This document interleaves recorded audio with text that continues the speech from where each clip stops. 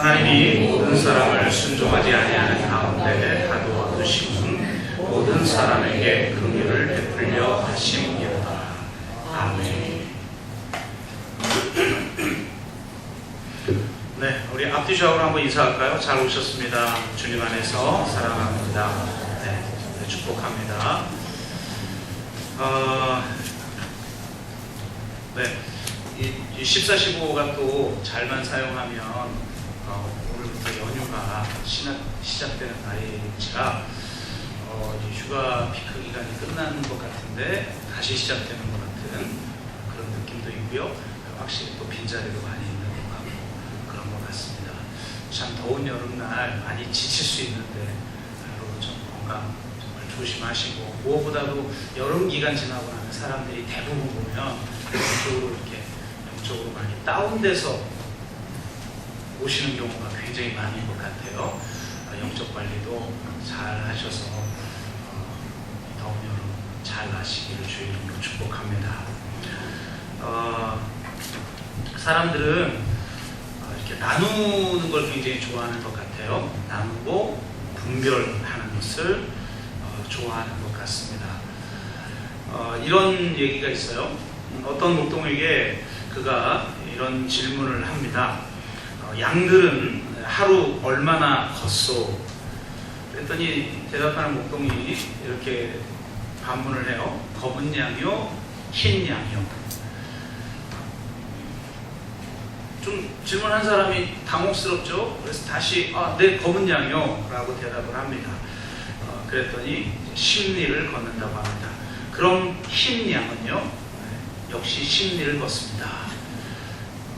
대답했대요. 그럼 하루 얼마나 먹소? 그랬더니 또 검은 양이요, 흰 양이요 라고 반문을 하더래요. 그래서 네, 검은 양이요. 그랬더니 2kg 정도 먹습니다. 그럼 흰 양은요? 역시 2kg 정도 먹습니다. 그렇게 대답을 하더랍니다. 그럼 양털은 얼마나 깎소? 그랬더니 또 반문해요. 검은 양이요, 흰 양이요. 네, 검은 양이요. 한 3kg 정도 깎습니다. 그럼 흰 양은요? 네, 역시 3kg 정도 깎습니다. 라고 대답을 했대요. 그러니까 질문하는 사람이 굉장히 당혹스럽죠. 어차피 똑같은데. 그래서 이렇게 물어요. 왜 당신은 자꾸 흰 양과 검은 양을 나누어서 대답을 합니까?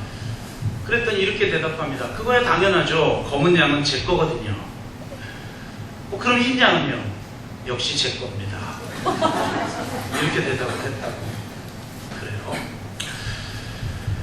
이처럼 사람들은 이렇게 둘로 나누기를 좋아하는 것 같습니다. 우리도 마찬가지죠. 거룩한 것과 속된 것, 그 다음에 선인과 악인, 내 편과 내 편, 믿는 자와 불신자, 또 교회인과 세상일, 사랑해야 할 것과 미워해야 할 것, 유익을 주는 것과 해를 주는 것, 이런 것들을 철저히 나누곤 합니다. 그런데 이렇게 나누는 것이 굉장히 위험한 일이고 잘못된 것이라는 것을 끝나지 않는 길이라는 책으로 유명한 스카펙이라고 하는 심리학자가 말합니다. 자세히 소개하기는 좀 어렵고요. 그가 베트남전에 이 한창인 시절 미국에서 군 부대를 근무하면서 자기가 겪었던 이야기들을 소개하면서 결국 이렇게 나누는 것, 전체와 나누어진 어떤 영역에 갇히는 것, 혹은 내가 책임져야 할 것과 그렇지 않은 것들을 이렇게 둘로 나누는 것, 이것이 좀 문제다라고 하면서 이런 설명을 합니다. 영어 접두사 중에 비스, 듀오라고 하는 단어가 붙는데 이건 이제 둘이라고 하는 그 뜻을 가지고 있는 접두사들이에요. 이 말이 붙은 단어들은 대체로 나쁜이라는 뜻으로 쓰인다고 합니다. 악마라고 하는 단어가 디아볼릭이라고 하는 단어인데요. 이것은 찢어버리는, 분리하는, 구획하는 이런 뜻을 지니고 있는 디아발레인이라는 말에서 유래했다고 합니다. 그러니까 무슨 말이냐면 악마적인 삶이라는 것은 누가 보아도 뭐 악을 행하는 그런 어떤 악한 힘을 발휘하는 것도 있지만, 실제로 핵심적인 의미는 나누는, 구획하는 이런 의미를 가지고 있다고 합니다. 그러니까 나누는 삶이 바로 악마적인 삶인 것이죠.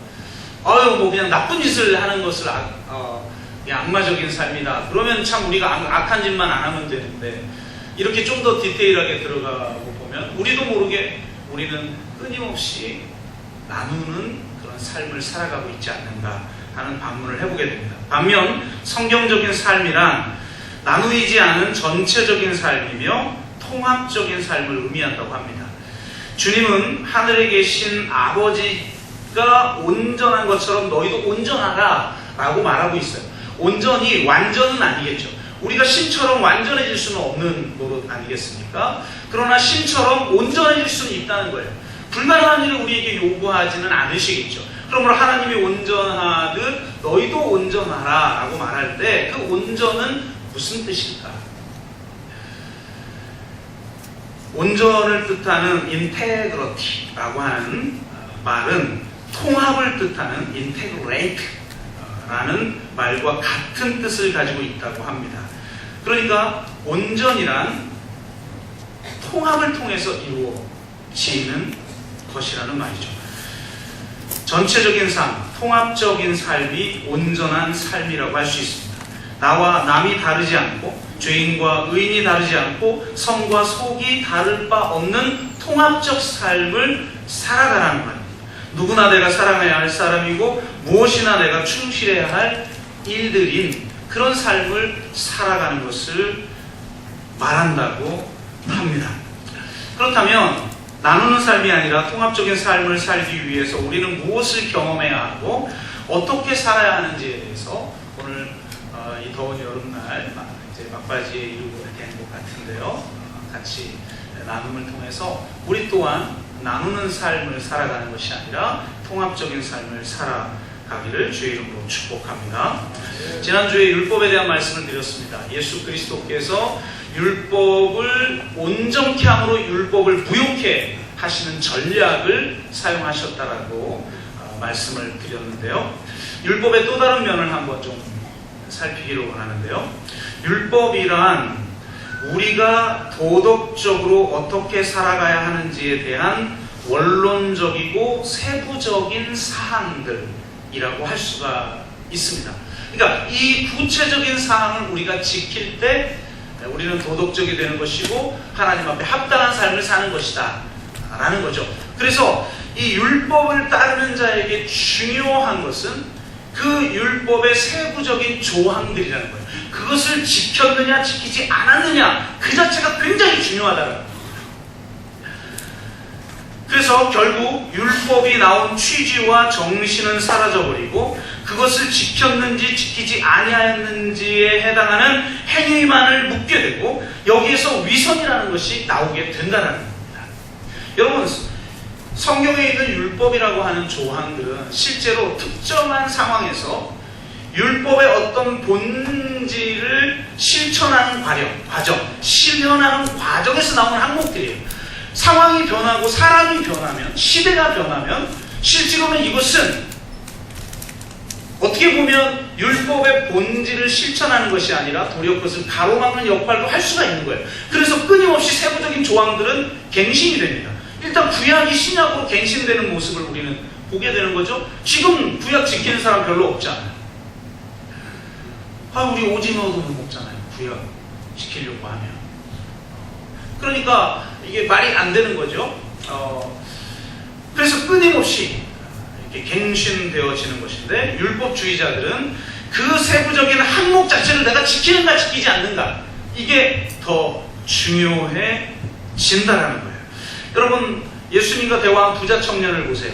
어떻게 하여야 영생을 얻으리까? 라고 하는 질문에 대해서 예수님께서 계명을 지키라 라고 대답하자 그가 뭐라고 답변합니까? 이것은 내가 어렸을 때부터 다 지켰나이다. 여러분, 이게 가능한 거예요. 율법주의자들에게는 다 지키는 게 가능한 거예요. 율법이 나타나는 계기가 됐던 율법의 본질, 율법의 근원적인 취지, 율법의 어떤 정신, 이것이 아니라 그것이 만들어낸 구체적인 항목을 지키느냐 안 지키느냐, 그게 중요한 거예요. 그런데 여러분 가만히 보면 율법의 본질, 율법의 취지, 율법의 정신, 그리고 우리가 말하는 복음, 진리, 그리고 사랑, 이런 것은요 세부적인 항목을 내가 지키느냐 지키지 않느냐에 의해서 나타나지 않아요.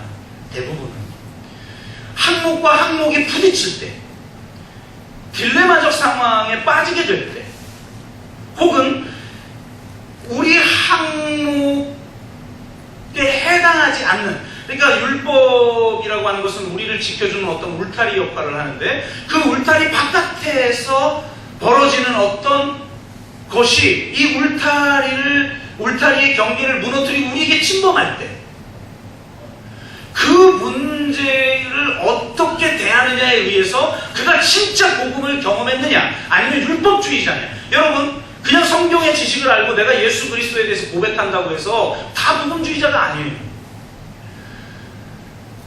외적으로는 기독교인인데 철저하게 바리새인도 있을 수 있다는 사실을 우리가 기억해야 하는 것이죠. 그래서 이 부자 청년이 이렇게 대답을 할 때 예수님이 뭐라고 반문을 하시죠? 네가 한 가지 부족한 게 있다. 너 돈이 너무 많아. 그러니까 가난한 자에게 나눠주고 너는 나를 따르라. 이렇게 말씀을 하셔요. 그러니까 거기 뭐라고 해요? 재산이 심이 많음으로 근심하며 떠나니라. 아, 이걸 다 내려놔야 되는데, 가난한 자에게 나눠줘야 되는데 내가 너무 많아요. 근심할 수밖에 없죠. 그러니까 사실은 이 사람에겐 영생이 더 중요한 게 아니에요. 돈이 더 중요한 거지. 영생이 중요한 것 같고 하나님 나라와 의를 구하는 것처럼 보이지만 실제로는 그렇지 않은 사람이 너무 많은 거예요. 내가 인정받는 게 더 중요하고, 내 욕망을 채우는 게 중요하고, 명예로운 게 중요하고, 내가 가지고 있는 어떤 계획들이 성취되는 게 더 중요하고, 내 자녀가 잘 되는 게 중요하고, 내가 유익을 얻는 게 더 중요한 것이 사람들이 있다는 겁니다. 근데 주님이 한 가지 네가 부족한 것이 있으니까 가난한 자에게 나눠주고 너는 나를 따르라 라고 했을 때 이 한 가지가 굉장히 중요한 의미를 가지고 있는 거예요. 크게 두 가지 의미가 있는데요. 하나는 뭐냐? 율법적인 조항의 의미가 있을 수 있어요. 여러분 우리가 죄인이라는 것은 모든 죄를 지었을 때 죄인은 아니죠. 어떤 거를 한 가지 내가 어겨도 죄인이 되는 것 아니겠습니까? 감옥에 갇힌 사람이 무슨 대단한 죄들을, 모든 죄들을 다 져서 그런 거 아니잖아요. 한 가지 죄를 지면 죄인이 되는 거죠. 그런데 율법의 모든 항목들을 사실 완전히 지킬 수 있는 사람은 존재하지 않아요. 그래서 성경은 히브리서에서 분명하게 말하고 있어요. 한 가지를 어겨도 모든 걸 어기는 것이 된다. 그러니 모든 것을 완벽하게 지킬 수 있는 사람이 없죠. 왜? 우리는 죄인이니까. 의인은 없나니 하나도 없다라고 성경은 분명하게 이야기하고 있으니까 우리는 뭔가 분명히 어기고 있을 거란 말이에요. 그럼 한 가지 어겨도 모든 걸 어기는 게 되는 것이고 나는 죄인이 되는 것인데, 어떻게 그 율법을 지킴으로 우리가 의인이 되고 우리가 어떻게 구원을 누리고 어떻게 하나님 나라가 이 땅에 이루어지는 공동체를 경험하겠냐 말이에요. 안 되는 거죠. 그러니 너 그 한 가지 부족한 거, 그거로 너는 네가 모든 걸 다 지켰다고 하는 게 무너지는 거야. 이렇게 지금 말씀하시는 거죠. 나는 어렸을 때부터 다 지켰습니다. 아, 대단한 사람이죠. 그런데 주님이 한 가지로 그냥 무너뜨린 거예요. 그가 믿고 있는 율법주의 체계를 그냥 무너뜨려 버린 거예요. 또 하나의 중요한 의미가 있습니다. 네가 세부적인 항목을 지키느냐 지키지 않느냐는 행위에 목숨을 걸고 있지만 정작 네가 한 가지 어기고 있는 게 있어. 뭐예요? 그 율법의 근원적인 정신. 지난주에 말한 거 뭡니까? 뭐죠? 갑자기 눈들을 갑자기 딴 데로 돌리시고 그러세요. 뭐죠? 아, 역시 한 주가 지나고 기억하는 건 쉽지가 않죠. 사랑이잖아요. 사랑. 율법의 사랑이 온 율법을 완성하느니라. 사랑이잖아요. 궁극적으로. 예수님이 그래서 율법을 만족시키는 것은 사랑을 완전한 사랑을 주심으로 율법을 무효화시켜 버리셨다고. 지난주에 이 설교의 핵심이 그거 아니겠어요? 그래서 사랑이잖아. 너 사랑이야. 실제로는 네가 가난한 자에게 나눠주지 않았다라고 하는 구체적인 항목을 말하는 게 아니에요. 그 구체적인 항목을 말하는 거로 이해하면 우리 다시 율법주의자가 되는 것이고, 지금 여기 돈 많은 사람들은 다 죄인인 거예요. 뭐 대체로 그렇지만 절대적인 건 아니잖아요. 그죠? 그래도 우리 동네는 그런 분들이 별로 없어서 제가 자신 있게 얘기했는데, 크게 시험에 들 분은 없으셔서 다행인데, 그 구체적인 항목을 지금 주님이 말하는 게 아니라 더 본질적으로는 그 한 가지, 그게 뭐예요? 그게 본질이라는 거예요. 율법을 완성시키고 있는 그 율법의 정신, 율법의 취지, 율법의 근원적인 그 본질, 그것을 행할 때 그 율법의 완성을 이루는 것, 바로 그것. 그 한 가지 네가 부족해. 근데 그게 너에게는 지금 재산으로 드러나는 건데, 그걸 가난한 자에게 나눠주고 너는 나를 따르라 라고 말하고 있다는 거예요. 그러니까 그 본질을 붙들지 아니하고, 많은 사람들은 그 율법의 구체적인 항목들을 내가 지키느냐 지키지 않느냐, 여기에 목숨을 건다라는 거죠. 그리고 그걸 지키면 나는 의인으로 착각하고, 그걸 지키지 못할 땐 죄의식 가운데 사로잡히는 이런 악순환에 빠지게 되는 거예요. 그래서 율법은 끊임없이 이 정죄를 양산하는 것이라고 지난주 말씀을 드린 것입니다. 그런데 가장 중요한 특징은 또 하나가 뭐냐? 나누는 거예요. 나눠야 실제로는 정죄가 일어나요. 그래서 그것을 지킨 사람은 의인이 되고 지키지 못한 사람은 죄인을 만들어냅니다. 율법의 울타리 안에 있는 사람은 의인이 되지만 율법의 울타리 밖에 있는 사람은 죄인이 되는 것이죠. 이렇게 끊임없이 율법은 나누는 역할을 한다. 근데 과연 이렇게 옳은가? 제가 예전에 읽은 책 중에 나쁜 벌레는 하나도 없다라는 책이 있어요. 이 책에서는 우리가 얼마나 불합리한 편견으로 곤충들을 바라보고 있는지, 그리고 그 불합리한 편견이 어떻게 곤충에게 적대적일 수 있는지를 보여주고 있어요. 이거 굉장히 은유적인 의미를 우리에게 주고 있는 것이죠. 우리에게 누군가는 곤충과 같은 존재잖아요. 근데 인간들은 자기에게 유익한가 그렇지 않은가에 의해 선한 것인가 악한 것인가를 결정하는 오류를 범하곤 한다는 거예요. 그래서 인간 의미로 곤충을 익충과 해충으로 갈라놓고, 해충으로 판명된 곤충은 모든 권리를 박탈당한 채 보는 즉시 죽임을 당하는 표적이 된다는 겁니다. 인간들은 자기 울타리를 치고서는 그 밖에 있는 것들에 대해서 두려워하고 적개심을 가진다는 겁니다. 인간에게 이로움을 주고 친숙한 동물들을 죽이는 것은 매우 혐오스러운 일이죠. 그래서 우리 보신당 없애는 운동 뭐 이런 거 요즘 하고 있잖아요.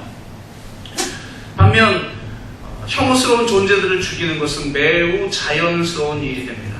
울타리 밖에 있는 존재들에 대한 증오와 적개심은 자연스러운 것이 되고 권장하기도 하죠. 그래서 항상 죽음이 있는 모든 곳에서는 나누는 게 일어납니다. 죽여도 되는 존재로 규정하고 나서 죽여야지, 절대로 그렇게 됐었어요. 기독교인들이 신대륙을 발견하고 나서 인디언들을 학살할 때 저들이 사람이면 죽일 수 없잖아요. 그래서 죽이지 못하는 거죠. 그래서 인디언들을 학살할 수 있도록 누가 도와줬느냐? 신학자들이 도와줬어요. 인디언은 인간이 아니다.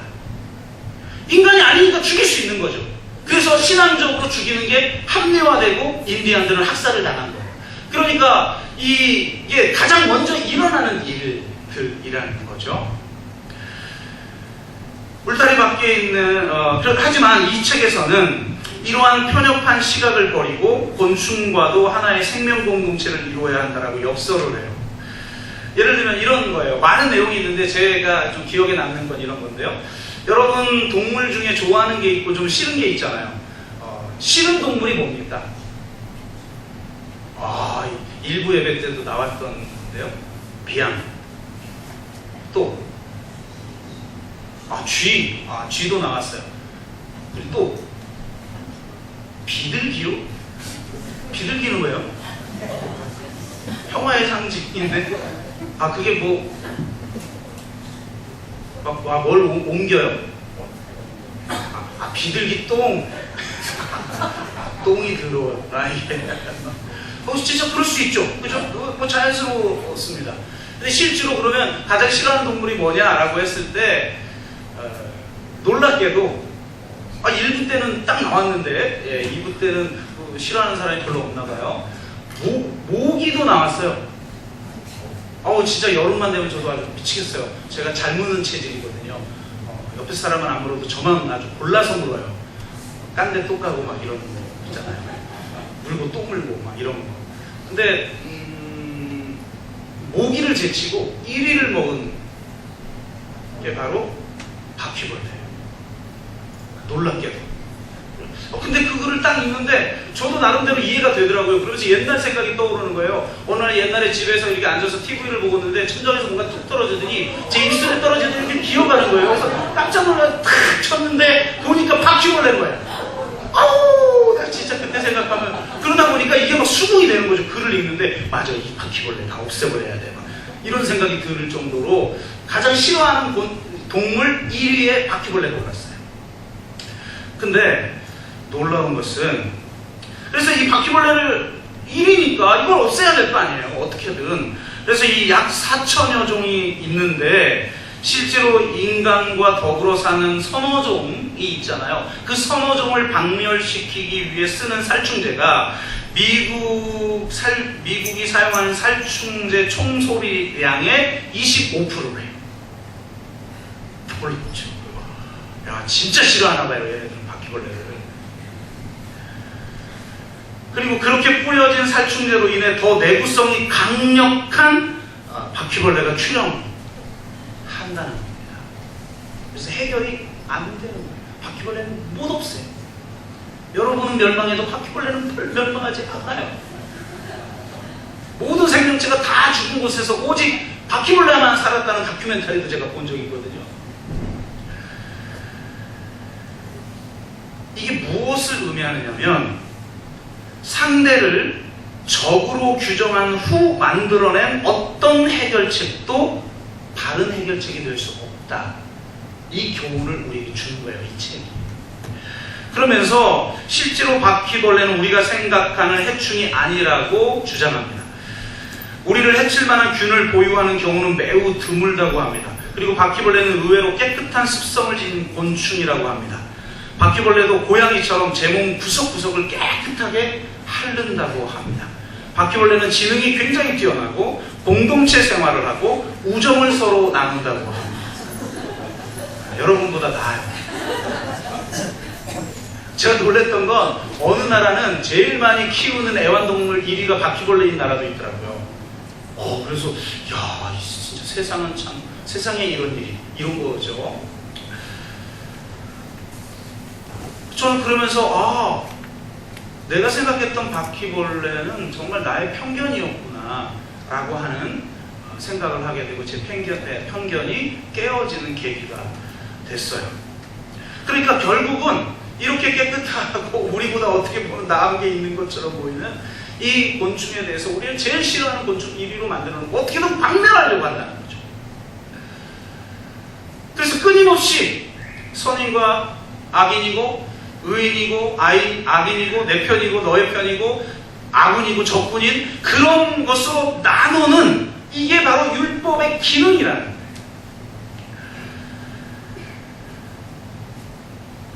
결국 이것이야말로 성경에서 말하는 율법적 시각이라는 것을 명확하게 보여줍니다. 더군다나 울타리 안에 있는 사람은 의인과 죄인을 나누는데 멈추지 않고 밖에 있는 사람을 정죄하고 공격합니다. 왜냐하면 내가 정죄하는 만큼 내가 의인이 되기 때문에 그런 것이죠. 바리새인의 비유 중에 예수님의 비유 중에 바리새인과 세리의 비유를 잘 아실 것입니다. 성전에 와서 기도하는 두 사람이 있어요. 근데 바리새인의 특징이 두 가지가 나타나는데, 하나는 뭐냐?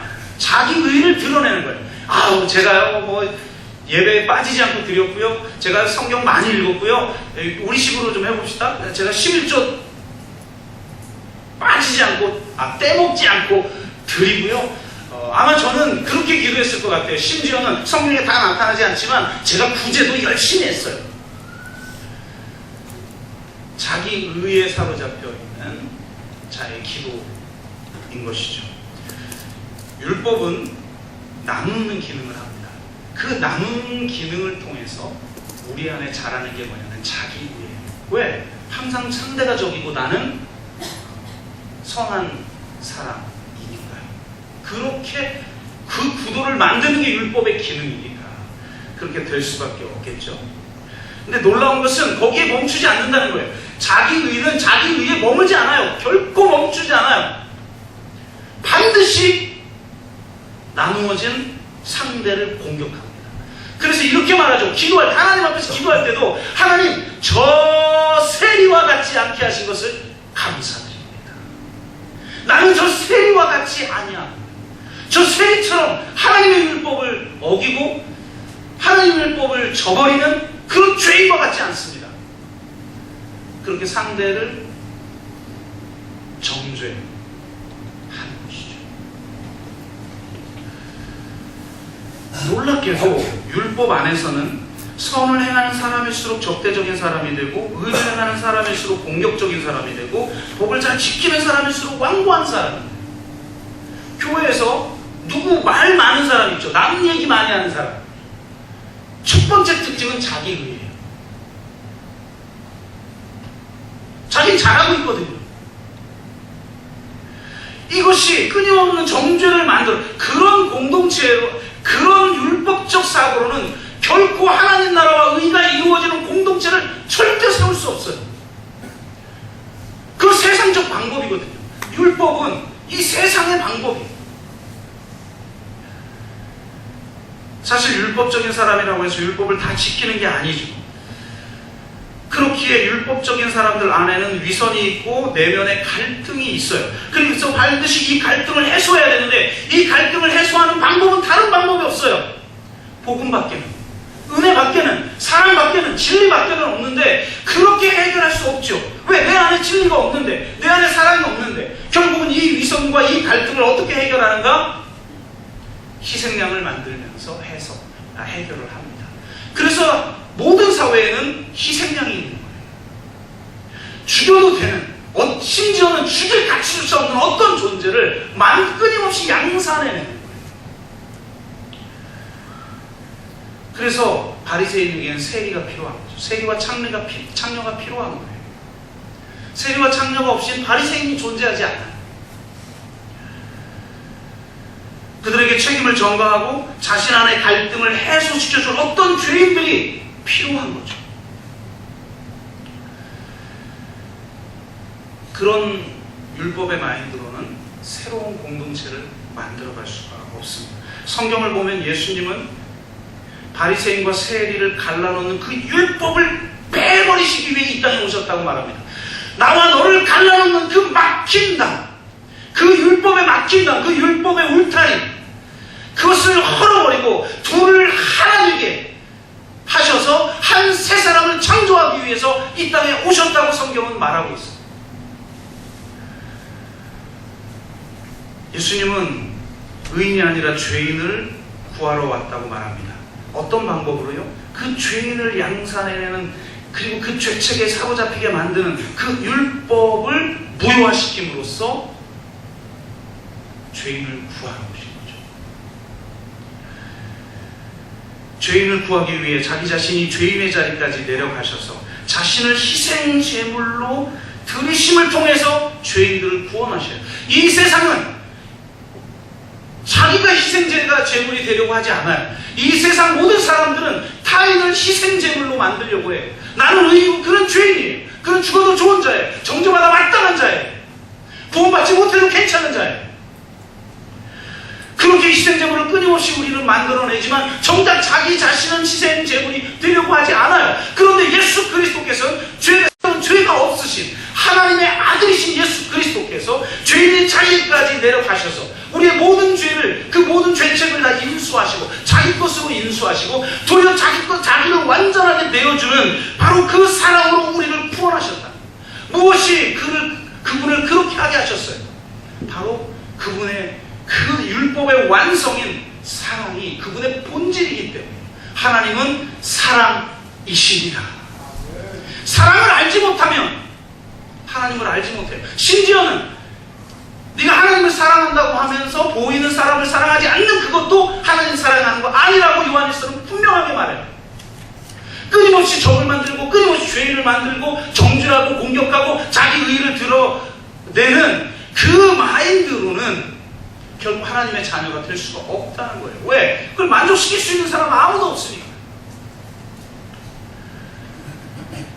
예수 그리스도 안에 있는 하나님의 사랑이 자신을 십자가에까지 내어주도록 한 줄로 믿습니다. 하나님의 열정, 그 하나님의 열정, 이 하나님의 사랑의 열정, 이걸 성경은 패션이라고 해요. 패션. 패션, 그 열정, 영어로 열정이라고 그러잖아요. 열정. 사랑하면 열정이 생겨요. 그죠? 열정이 없는 사람의 특징, 사랑이 식었어요. 우리 연애할 때 어땠습니까? 하루 종일 헤어지는 게 안타까워서 저쪽 집까지 바래다 주니까 또 헤어지기 싫어서 이쪽 집 다시 바래다 주고, 그래도 내가 바래다 줘야지 그래서 다시 가. 그래도 지치지 않고 헤어진 다음에 집에 와서 또 감독하고 전화. 우리 아들도 보니까 분명히 만나고 온 것 같은데 저녁에 이 집을 뒤집어 쓰고 전화하고 있다. 새벽까지. 이 열정, 이 사랑의 열정, 하나님의 패션, 이 하나님의 열정이 하나님의 고난을 만들어내요. 오직 사랑하는 자만 고난을 받습니다. 오직 고난받을 줄 아는 신만 사랑의 하나님입니다. 우리의 삶의 현실과 거리가 먼 저 하늘에서 있는 완전한 하나님은 존재하지 않아요. 기독교에서 말하는 하나님은 그런 하나님은 아니에요. 이 세상의 이방인들이 말하는 신은 그런 신이죠. 서양 철학을 만들어내고 서양 신학을 만들어낸 그 근본적인 헬라 철학의 신은 부동의 동자예요. 부동의 도기가 뭐라고 그러냐면 남을 움직이게 하는데 자기는 움직이지 않는, 자기는 하늘 저기 완전한 이데아에 있고 이 세상 불완전하고 일시적인 그런 나라와 상관없는 그런 신. 아니죠. 하나님은 우리를 향한 패션을 가지고 있어요. 우리를 향한 열정을 가지고 있어요. 그게 사랑이에요. 그 사랑 때문에 십자가의 고난, 십자가의 패션, 그걸 겪으신단 말이에요. 패션은 영어에 두 가지 뜻이 있습니다. 하나는 열정이라는 뜻이 있고 하나는 고난이라는 뜻이 있어요. 패션 오브 크라이스트라는 영화가 있죠. 예수님의 순환, 예수님의 고난이라는 뜻이에요. 오직 사랑의 열정이 있는 자만 고난을 자처합니다. 하나님의 사랑을 경험하지 않은 자는, 하나님의 진리를 경험하지 않은 자는 결코 십자가를 질 수 없어요. 결코 자기를 희생하고 자기 자신을 내어줄 수 없어요. 한마디로 말하면 사랑할 수 없어요. 왜냐하면 사랑은 내어주는 것이고 내가 희생되는 것이고 도리어 상대의 죄책까지도 내가 인수해서 그 죄책을 감당하는 것이니까. 하나님의 패션이, 하나님의 열정이 하나님의 고난을 만들어내요. 하나님이 사랑하시기 때문에 십자가의 고난을 당하시고 우리를 구원하신 것입니다. 그러면 그 고난을 만들어내는 하나님의 사랑의 핵심에 뭐가 있냐? 하나님의 패션에 뭐가 있냐? 하나님의 컴패션이 있어요. 하나님의 긍휼이 있어요. 사랑한다는 건 긍휼하는 거예요. 긍휼하는 건 내가 높은 위치에서 그렇게 막 그냥 뭐 좀 연민을 좀 주고 많은 그런 걸 말하는 게 아니죠. 진짜 사랑하는 건 그 사람의 자리까지 내려와서 그 사람의 아픔을 내가 같이 아파할 줄 아는 거예요. 이 긍휼이 하나님의 고난을 만들어내요. 그래서 우리는 이 십자가 사건을 통해서, 십자가의 패션, 십자가의 고난을 통해서 하나님의 긍휼, 하나님의 컴패션을 경험하는 거예요. 그 하나님의 컴패션이 나를 구원하셨다는 것을 우리는 깨닫게 되는 거죠. 나의 자격이 아니에요. 우리가 던져야 될 질문은 저 사람은 과연 구원받을까? 구원받지 못하는 사람이 생긴다는 건 왜일까? 이런 문제들이 아니에요. 가장 중요한 질문은 뭐냐면 내가 왜 구원받아야 되지? 라는 거예요. 이런 질문을 할 수 없는 자들은 그 율법에 나누는 역할을 하는 그 율법의 이쪽 편에 서서 자기 의에 빠져 있는 사람. 도대체 내가 무엇이 간데? 내가 누구이 간데? 내가 구원을 받을 수 있단 말인가? 오직 나의 자격이 아니고 내 행위가 아니고 내 선이 아니고 오직 하나님의 그 긍휼이 나를 구원하는 것이다. 이 긍휼이 율법의 벽을 허물고 맡긴 담을 허물고 둘을 하나 되게 하고 하나님의 나라가 이 땅 가운데 온전하게 이루어지는 공동체를 만들어낸다는 것. 이 긍휼이 사라지는 한 어떤 위대한 철학과 어떤 위대한 신학과 어떤 지식이 있어도 그런 공동체를 세울 수가 없다는 거예요. 제임스 조이스라고 하는 문학가가 있다고 해요. 저도 잘 몰라요. 미국 작가니까. 네, 아주 유명한 작가랍니다. 영문학을 하면 반드시 이 사람을 거쳐가게 되어 있는 작가라고 해요. 이 사람이 쓴 소설 제목 중에 피네간의 경야라는 책이 있습니다. 이 책은 아주 신비스러운 숫자가 반복해서 나오고 있는데요. 바로 1132라고 하는 숫자입니다. 예를 들어 이런 식이죠. 전화번호가 뭐야? 010-2287, 제가 앞번호까지 말씀드릴게요. 제 번호예요. 뒤가 1132예요. 어디 살아? 그러면 저기 11-32번지 살아. 그럼 내일 약속이 있는데 몇 시에 만날까? 11시 32분에 만날까? 이런 식으로 반복해서 이 숫자가 나오는 거죠. 너무나 유명한 소설이라고 해요. 우리는 잘 모르는 소설인데. 그래서 이 1132가 이 소설의 핵심 주제를 말하고 있는 것이구나, 핵심 키워드구나 라는 것을 우리는 감지할 수 있는 거죠. 이게 뭘까를 밝힌 사람이 조세 캠벨이라고 하는 사람인데요. 이 피네간의 경야라고 하는 책을 해설하기 위해서 피네간의 경야를 푸는 열쇠라는 책을 저술합니다. 그러면서 그가 온갖 것을 가지고 연구하면서 내린 최종 결론이 뭐냐? 32는 물체의 낙하 속도라는 거예요. 여러분, fall, 이게 무슨 뜻이죠? 동시에 떨어진다는 뜻도 있지만 타락하다라는 뜻도 있죠. 그러니까 인간이 인간의 타락의 문제를 지금 이야기하고 있는 거구나, 이 책은. 그리고 11은 뭐냐? 십진법에서 새로 시작하는 숫자가 11이라는 거예요. 그래서 이것은 새로 시작함, 혹은 구원을 상징하는 단어다. 피네간의 경야는 바로 인간의 죽음과 생명 혹은 타락과 구원을 핵심 키워드로 하는 소설이다. 이걸 발견했을 때 이 사람이 얼마나 기뻤겠어요. 그래서 결국 타락한 자를 구원하는 은혜에 대한 이야기다 라고 이 사람이 조세 캠벨이 밝혀냅니다. 그러면서 책을 쓰는 중에 이 교수니까 야간 수업을 준비하기 위해서 그가 로마서를 읽습니다. 로마서를 읽다가 어느 한 구절에 삐 딱 꽂힌 거예요. 이게 바로 내가 말하려고 하는 거야. 피네간의 경야의 핵심 주제인데 바로 이 구절이 이 주제를 말하는 거야. 그래서 너무나도 좋아가지고 그걸 그대로 베낍니다. 그러면서 구절을 써봐요. 하나님이 모든 사람을 순종하지 아니하는 가운데 가두어 두심은 모든 사람에게 긍휼을 베풀려 하심이로다. 우리가 왜 고난을 받는가? 우리가 왜 죄 가운데 살아가고 있는가? 그것의 궁극적인 이유, 하나님의 긍휼을 경험하도록 하기 위함이라는 거예요. 이게 피네간의 경야의 핵심 키워드구나. 그리고 그대로 구절을 받아 적고 나서 요절을 적습니다. 로마서 11장 32절 1132.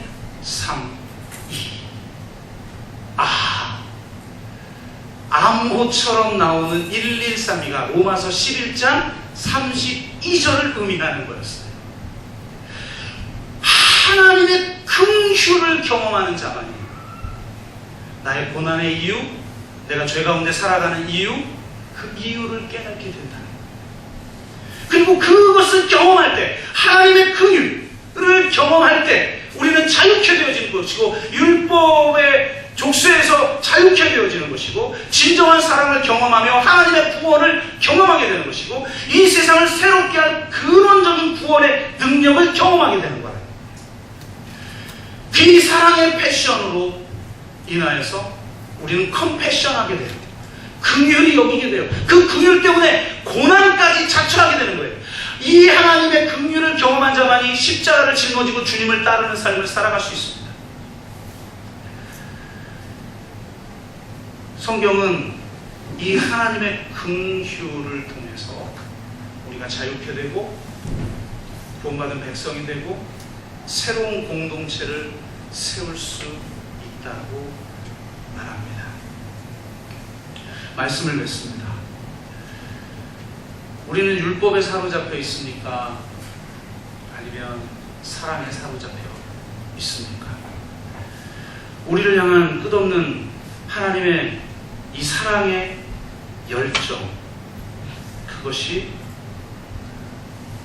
우리를 향한 하나님의 컴패션을 낳았고 결국 십자가의 패션, 십자가의 고난을 통해 우리를 구원하셨습니다. 우리가 기억해야 할 것은 바로 이것입니다. 이 하나님의 긍휼 때문에 나의 아무 자격이 없고 내 힘으로는 이룰 수 없는 그 하나님의 구원을 경험하고 율법의 이 족쇄에서 나누는 이 율법의 기능에서 오라는 공부한 자보다라고 끊임없이 정죄를 만들어내는 그 사이클 안에서 나를 자유케 하는 능력은 바로 이 하나님의 긍휼이라는 사실. 천국이 어떤 곳인가를 규정하라고 하면 저는 이렇게 규정할 것 같아요. 우리가 예상치 못한 곳에 우리가 예상치 못한 사람이 있는 곳. 예수님이 천국에 대한 여러 가지 비유의 말씀을 하셨어요. 그런데 아주 직접적으로 표현한 몇 개의 말들이 있는데 그 중에 하나가 뭐냐? 창기와 세리가 너희보다 먼저 그렇게도 율법을 철저하게 지키는 너희들보다 먼저 천국에 들어가리라. 절대로 구원받을 수 없는 족속이라고 규정할 수밖에 없었던 바로 그 세리와 그 창녀가 천국에서 가장 먼저 들어가는 자라는 거예요. 이게 하나님 천국의 원리라는 거예요. 이 원리가 없었다면 우린 과연 하나님의 사랑을 경험할 수 있었을까요? 천국 백성이 될 수 있었을까요? 하나님 나라와 의를 위해 살아가는 삶을 살아갈 수 있었을까요? 아니 우리는 정말 진정한 공동체를 이루며 살 수 있었을까요? 그럴 수 없다는 것입니다. Amazing Grace, 나 같은 죄인 살리신이라는 찬송을 작사한 존 뉴튼이라는 사람이 이런 글을 남겼습니다. 만일 당신이 천국에 들어가면 3번 놀랄 것입니다. 저는 진짜 이럴 것 같아요. 첫째는 천국에 와 있을 줄 알았던 사람이 안 보여서 놀랄 것이며, 둘째는 천국에 들어갈 수 없을 것이라고 생각했던 사람이 그 자리에 있는 것을 보고 놀랄 것입니다. 마지막으로 세 번째, 노예 상인으로 악명 높았던 존 뉴튼이 그곳에 들어오는 것을 보고 놀랄 것입니다. 아멘. 존 뉴턴, 수많은 노예를 잡아 죽였던 존 뉴턴을 하나님의 자녀로 삼는 그 하나님의 긍휼로 말미암아 천국은 도저히 예상치 못한 사람이 있는 곳이 된다는 거예요. 저는 축복이 다른 게 아니라고 생각합니다. 뭐 성공하고 그거는 이 세상 사람들이 더 잘해요. 이름을 날리고 그것도 이 세상 사람들이 더 잘합니다. 우리가 천국을 누린다는 건 앞으로 있을 예상치 못한 곳에 예상치 못한 사람이 있는 바로 그곳을 내가 지금 여기서 경험한다는 거예요. 그래서 내가 구원받았고 내가 천국을 누린다는 건 뭐냐면 정말 예상치 못한 곳에 예상치 못한 사람을 내가 수용하고 있는다라는 거예요. 내가 율법의 정죄를 가지고 끊임없이 비판하고 정죄하고 조심스러워하고 두려워하고 심지어는 공격하는 것이 아니라 오직 하나님의 사랑과 긍휼로 그를 품고 진정한 하나님의 경험을 흘러가게 하는 것, 진정한 하나님의 긍휼을 흘러가게 하는가. 그게 천국과 지옥의 차이점이라고 저는 생각합니다. 믿음이 좋고 율법의 규율을 잘 지키고 심지어는 가난한 자를 돕는 일까지 하지만 정작 진짜 그 율법의 바깥에 있는 자들을 사랑할 수 없는 마음은 하나님의 긍휼이 아니라, 저와 여러분이 진정으로 이런 사랑을 경험한 자로서 정말 이런 사랑을 베풀 줄 알기를 주의 이름으로 축복합니다. 여러분 같이 기도합시다.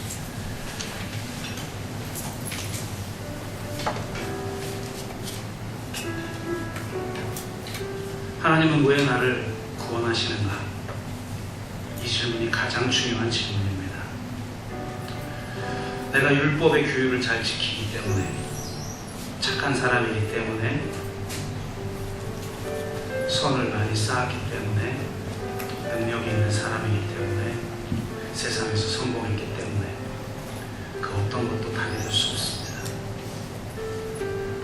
하나님의 사랑의 패션이,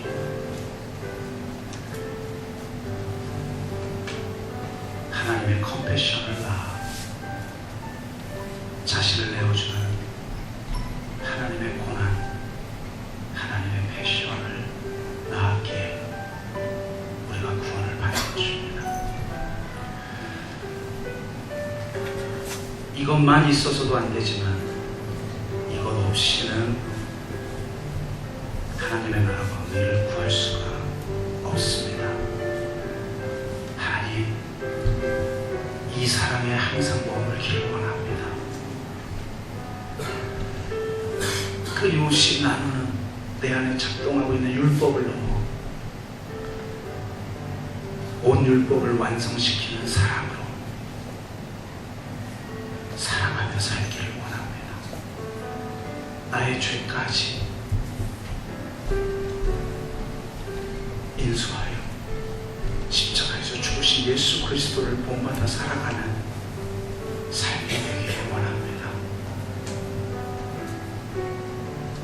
율법이 지배하고 있는 이 세상에서 율법을 무효화시키는, 율법을 정지시켜버리는 십자가의 어리석음과 약함이, 십자가의 고난이, 십자가의 사랑이, 십자가의 그 능력이 나를 사로잡기를 원합니다. 이 사랑을 온전히 행하며 살게 하여 주옵소서.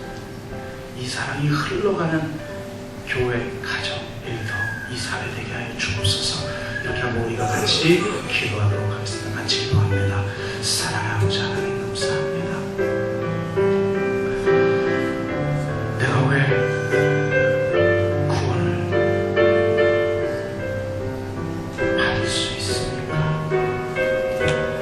오직 나를 사랑하시는 하나님의 흡연하심을 통한 하나님의 고난이 나를 구원하기 때문임을 고백합니다. 우리가 고난 가운데 있고 우리가 또한 죄 아래 있는 것은 하나님의 큰 휴를 나타내려 함이라고 말씀하셨습니다. 그 긍휼 때문에 우리가 자유케 되었고, 그 긍휼 때문에 우리가 구원을 누리고, 그 긍휼 때문에 우리가 하나님의 나라와 의를 위한 삶을 살아갑니다. 이제 그 긍휼이 내 삶을 지배하고 나를 통해 이 세상 가운데 사랑이 필요한 사람들에게 흘러가길 원하오니 주여, 이 공동체가 하나님의 나라가 이루어지는 공동체가 되게 하여 주옵소서. 주님의 긍휼만을 붙들기를 소원하옵고, 그 긍휼이 충만한 교회, 그런 또 우리의 삶이 되게 하여 주옵소서. 감사드리며 예수 그리스도의 이름으로 기도드리옵나이다.